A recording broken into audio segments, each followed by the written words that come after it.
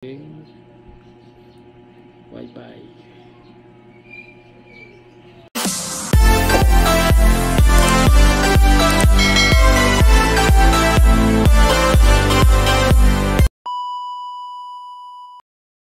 Alright mga idol, sa video natin ngayon ay ipapakita ko sa inyo kung paano mag-register ng Unli-Dita sa smart SIM natin.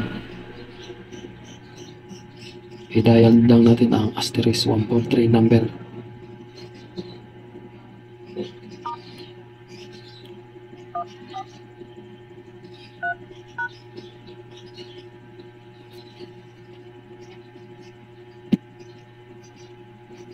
Ayun na sa number 1.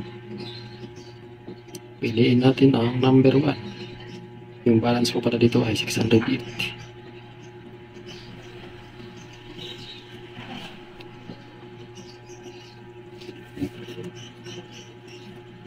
Tapos piliin natin ang Unli-Dita.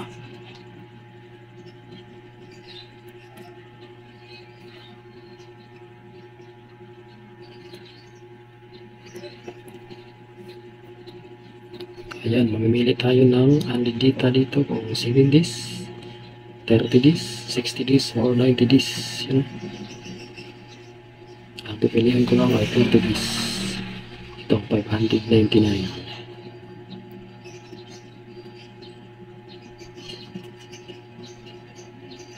Tapos send na natin. Tapos piliin natin ang subscribe.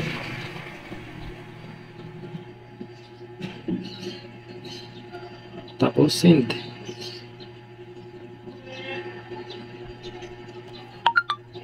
Ayan ang notification. Pindutin natin ang notification kung naka-registered na tayo sa Unli-Dita.